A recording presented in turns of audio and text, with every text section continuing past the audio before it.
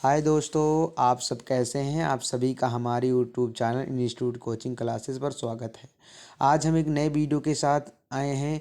इसमें हम ट्रिक से समझेंगे आयतन, वर्ग और अनेक प्रकारों जो इसमें वर्णन किया गया है उसको ट्रिक से सूत्र को याद करेंगे और उस पर कुछ सवालें करेंगे।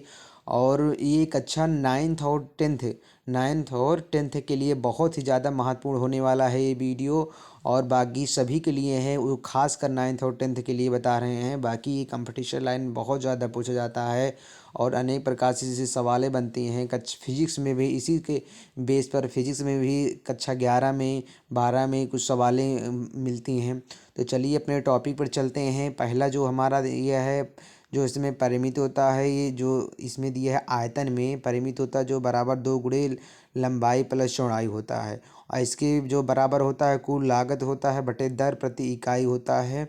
और जो दूसरा है क्षेत्रफल जो होता है, क्षेत्रफल लंबाई गुणे चौड़ाई होता है और कुल लागत बटे दर प्रति वर्ग इकाई होता है। ये जो ट्रिक से है वर्ग लागत दर प्रति वर्ग इकाई जो है, जो इसका विकर्ण होता है अंडर रूट, पूरे का अंडर रूट लगेगा, फिर उसमें लिखा जाएगा लंबाई का स्क्वायर प्लस चौड़ाई का स्क्वायर।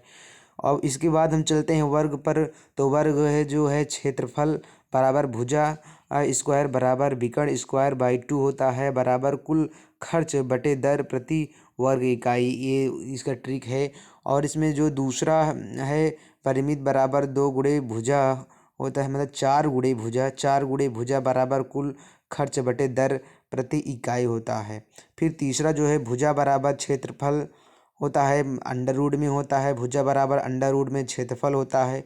उसके बाद देखेंगे लंबाई जो होता है, लंबाई ये जो है लंबाई लंबाई बाय परिमित बराबर परिमित बाई 4 होता है।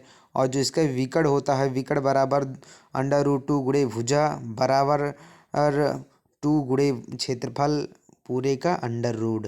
फिर इसके बाद देख लेते हैं चित्र। उसके बाद फिर आगे वृत्त का अध्ययन करेंगे।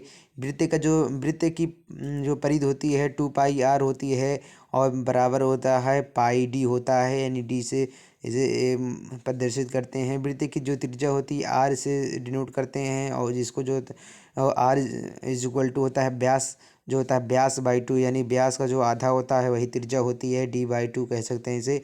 वृत्त का क्षेत्रफल πr² होता है। और वृत्त का जो खंड का क्षेत्रफल है वह हमारा क्यों बटे 360 गुणे πr² होता है। और ये चित्र के माध्यम से आप देख सकते हैं उसमें कैसे कैसे कोण बना है। चतुर्भुज जो होता है, चतुर्भुज जो समांतर चतुर्भुज होता है, समांतर चतुर्भुज का जो क्षेत्रफल आधार गुणे ऊंचाई होता है।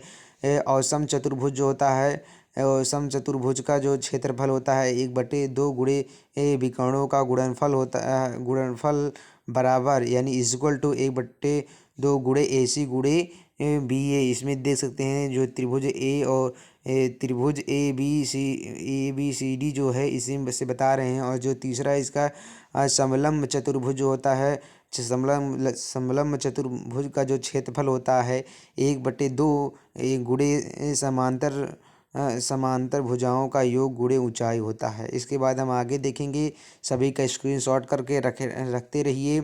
और जो त्रिभुज है, त्रिभुज यानी किसी भी जो त्रिभुज है, किसी त्रिभुज का क्षेत्रफल जो होता है अंडर रूट में एस ब्रैकेट में S-A S-B S-C होता है। इस चित्र के माध्यम से देख लिए, जहाँ S जो होता है A plus B plus C/2 होता है, और A और B तथा C क्रमशः त्रिभुज की तीनों भुजाएं हैं।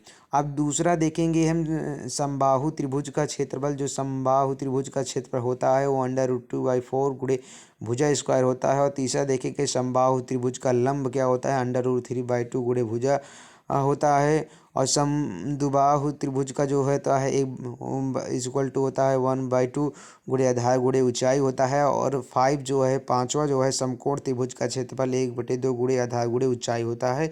सभी का चित्र है। उसके बाद आगे बढ़ते हैं, ठीक से समझेंगे स्टेप 1 इसके बारे में जो अध्ययन किया जाए। किसी आकृति के लिए जो आयाम होता है, आयाम में x की वृद्धि होने पर उसके दूसरे आयाम में जो प्रतिशत यानी जो परसेंट होता है कमी, जिससे क्षेत्रफल जो ना बढ़े। कैसे करें कि ना बढ़े, जो इसके बराबर है x/100 + x गुणे 100 होता है।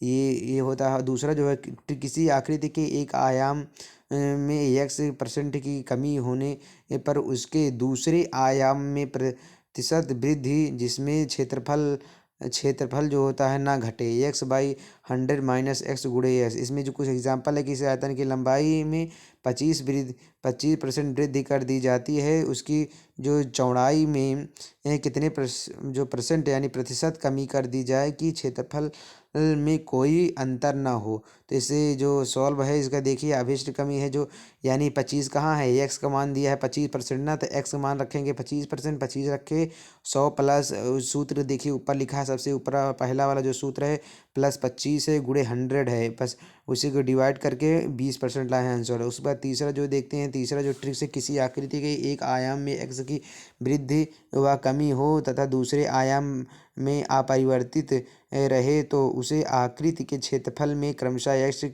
x% की ही वृद्धि या कमी होगी। किसी आकृति के एक आयाम में x% की वृद्धि आयाम दूसरे आयाम में x की ही कमी हो तो उसके क्षेत्रफल में हमेशा कमी ही होगी और यह कमी x²/100% होगा।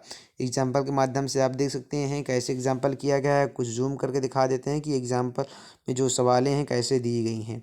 आप सवालें देख चुके होंगे। उसके बाद हम बढ़ते हैं अगला जो है, अगला तीसरा है, यदि ये दो आयाम वाली किसी आकृति के दोनों आयामों में क्रमशः x% तथा y% की वृद्धि हो तो उसके क्षेत्रफल में वृद्धि जो होगा ब्रैकेट में x+y+xy 100/100% होगा। दोनों आयामों में क्रमशः x% तथा y% की जो कमी हो तो उसके क्षेत्रफल में कमी जो होगी x+y-xy/100% होगा।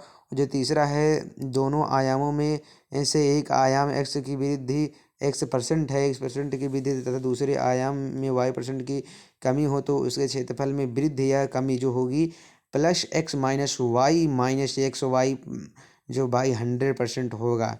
इसके कुछ वैल्यूज़ दिया गया है, देख लीजिए और सवाल देख लीजिए।